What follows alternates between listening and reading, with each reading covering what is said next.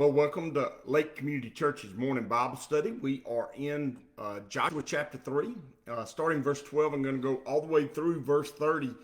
It's a good story. It's a really good story. It's one of those stories that you like to read because it is historical. It is a story of intrigue.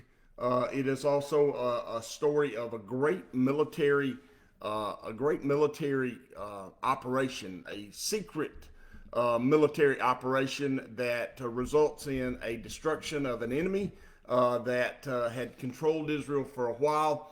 It is a story that is used in military terms because some of the things that are done here are ideas that you'll hear when you're in the military. I got to serve a little bit in the military, and I listened to a whole lot of military people talk about planning and preparing for a operation. This was a really what it was. It was an amazing military operation to take back control of the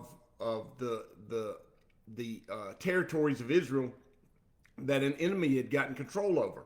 Now, the reason the enemy got control over those areas is one of the standard reasons I told you that most of these stories are going to begin with, and it begins with, and the children of Israel did evil in the sight of the Lord. Like I said yesterday, that's how almost all of them begin, and it's true. So the Lord strengthened Eglon, king of Moab, against Israel because they had done evil in the sight of the Lord. So what happened? God strengthened. Notice, it's not that they became strong, it's that the Lord gave them strength. And he gathered to himself the people of Ammon, and Amalek went and defeated Israel. And so this king Eglon, king of Moab, gets a couple of allies, the Ammonites and the Amalekites. So you've got the Moabites, the Ammonites, and the Amalekites, and they defeat Israel and take possession of the city of palms. Now, do they take all of Israel? No, but they take a portion of Israel that is near the center of Israel, and that means that Israel is always in danger of being attacked anywhere in Israel because the Ammonites have control of this area. Now, you go, well, what does that mean? Well, oftentimes the enemy doesn't get control of everything, okay? So many times in the Christian life, we think that the enemy is destroying everything. The enemy's really not destroying everything. The enemy's really not destroying your life. You're just focused on the thing that matters today. And because it is of importance to you right now, and rightly so, whatever the enemy is attacking in your flesh, in your spiritual walk, you care about. And when you care about that, you're going to be highly focused on what's going on. You're going to be upset about it, and so you begin to fear that it's all lost. Everything is it's really a Chicken Little situation where you just run around. The sky's falling. Well, the sky really is not falling.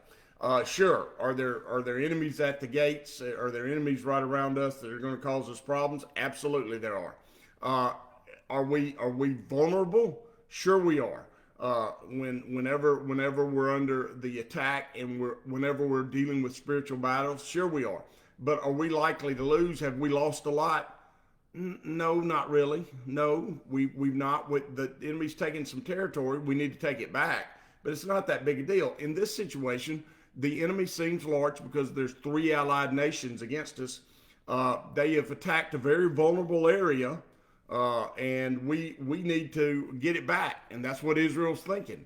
So the children of Israel served Eglon, king of Moab, 18 years. Now, this was a long-term problem. This wasn't a short-term problem, and you think 18 years is not very long. Well, in the life of a human being, it is. And 18 years can be a big problem in the life of a believer if they struggle with something for 18 years. If there's a spiritual battle that's going on in their life for 18 years, that's that's usually somewhere around 30% of their life. And so if you're going to battle with something for 25 or 25% or 30% of your life, Even if it's not a big battle, even if it's not taking big things, it's a problem. And so it's something that that can consume a person. And oftentimes we see that happen. We see believers being consumed by one little issue that ultimately leads to them being consumed totally, where it shouldn't have consumed them hardly at all. It says, but when the children of Israel cried out to the Lord raised up a deliverer for them. Notice there is deliverance from everything in the spiritual realm, in the spiritually speaking about things. There's always a point of deliverance. Now, is there physical deliverance all the time? No, we're all going to pass away. But is there spiritual deliverance? Absolutely. Notice it says this about him that I find it very super interesting. Ehud, the son of Gera, the Benjamite, a left-handed man. Now you go, well, why did it bring that up? Well, it's not always the person that you would pick. And by the way, left-handedness historically has been a little bit of a well, it's been a black mark on a person. It's always been thought to be something that makes a person a little bit weird, a little bit strange. Somebody that we might not want to put in charge of anything. Well, notice it is in the things that you don't expect that God oftentimes moves, and he picked Ehud, and he picked him because he was special. He was left-handed, and by the way, left-handed people are a very small part of the population when you think about the different aspects of differing traits of humanity. They're not a lot of left-handed people. Usually somewhere in the neighborhood of 3 to 6% of the population. He said, now Ehud made himself a dagger. It was double-edged and a cubit in length. Notice Ehud because he's a unique thinker. And he's not going to use the things that they've used in the past. He's going to use something different. He's going to make his own dagger, and it's a cubit in length. That's not really a dagger to me. That's a small sword. It's a couple of feet in length. It's not quite a yard, but it's almost a yard. And so he fastened it under his clothes on his right thigh. Now notice he's not going to carry it like normal either. Ehud's not going to do anything normal here. This is a clandestine operation. He's doing something totally new to take back control. And by the way, sometimes God does new neat works in our lives, especially with these spiritual battles that we don't see coming, and he brings about victory that we don't expect. And so he brought tribute to Eglon, the king of Moab. And then it says, now Eglon was a very fat man. And so he's going to use that against him. And, I don't know why you got to bring that up, but that's a joke. God knows how to bring about victory, and oftentimes the victory is in the very obvious things. So when he finished presenting the tribute, he sent away the people who carried the tribute, meaning he sent away his people. So all it was Ehud and the king and the king's servants. But he himself turned back from the stone image that were at Gilgal. Now notice it keeps bringing up these stone images because they've allowed this king to set up these places to worship these foreign gods. And he said, I have a secret message for you, O king. He said, keep silence. All who attended him went out from him. And so what he did was he set up a ruse, and he got the king by himself.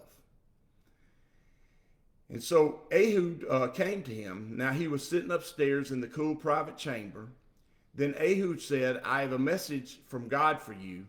So he arose from his seat. Then Ehud reached with his left hand. Notice he's left-handed, and if you were going to deal with somebody who you thought were going to kill you, you would always be watching their right hand. Well, he's left-handed. So he reaches with his left hand with his right hand visible, and he took the dagger from his right thigh and thrust it into his belly. And even the hilt went in after the blade, and the hilt's the area where you place on the handle to keep your hand from sliding up the blade when you thrust the blade. It's the little metal piece that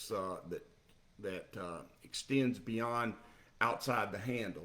So he thrust it. So even the hilt went in after the blade, and the fat closed over the blade, for it did not draw the dagger out of his belly, and the entrails came out. So he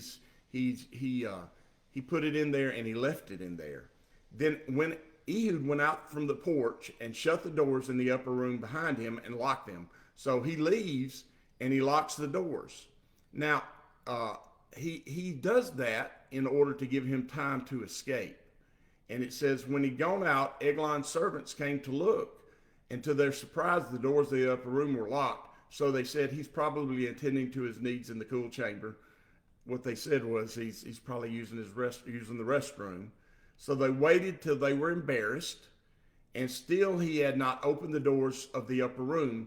Therefore they took the key and opened them, and there was their master fallen dead on the floor. Now, Ehud has made his escape, but he's not going to just escape.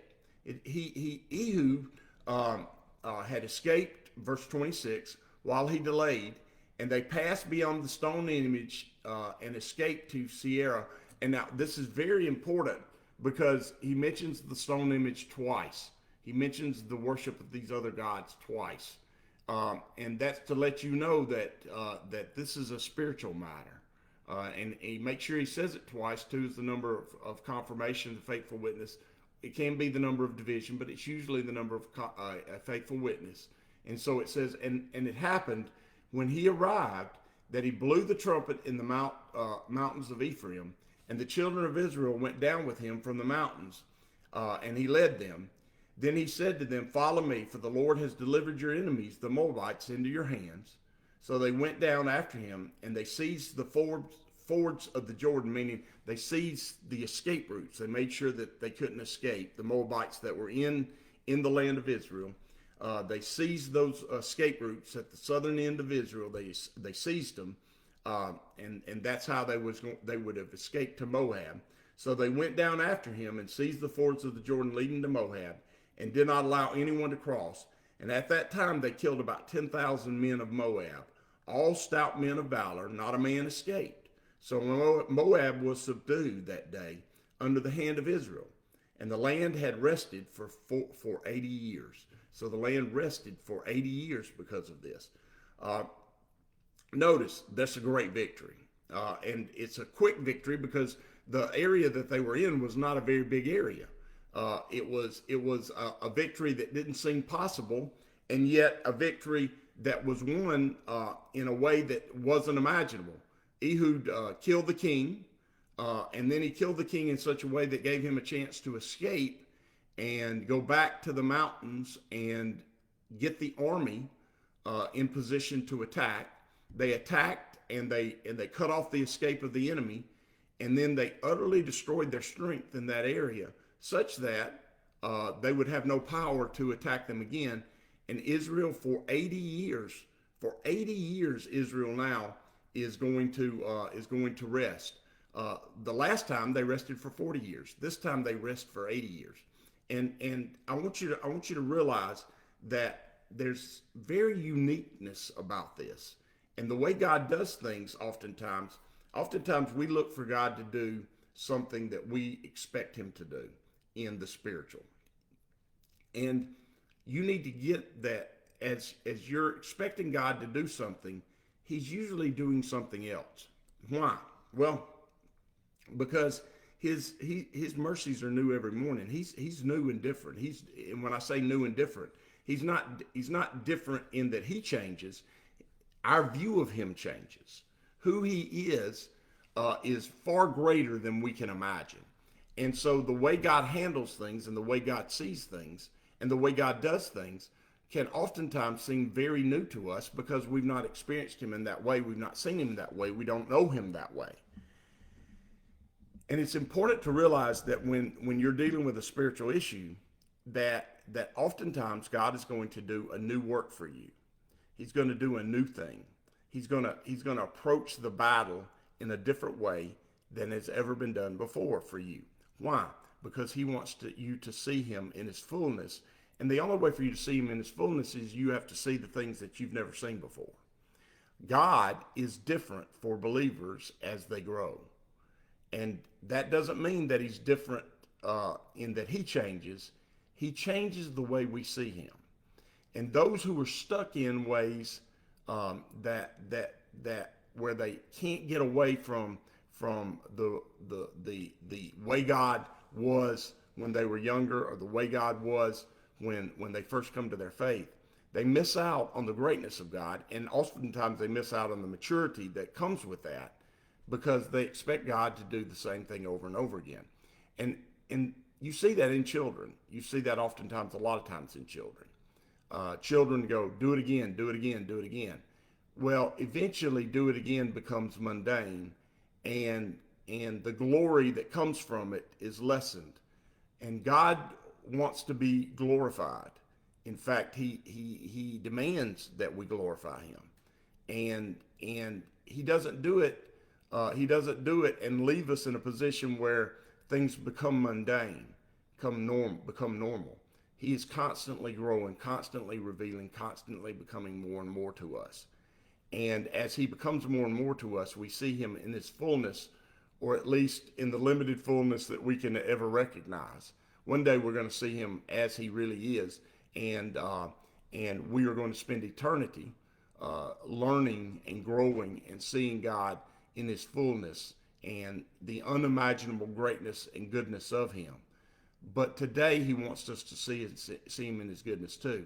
And so we have to open our hearts and our minds up to realize that God does things different, and we have to expect God to be the awesome, unknowable God that he is, and expect him to do big things to reveal himself in our lives. And when we do that, oftentimes we see him win great victories for us in spiritual matters that we didn't expect. And that is a cool God to serve. May God bless you and keep you. May he make his face to shine upon you. May he give you hope and peace today. In Jesus' name, amen.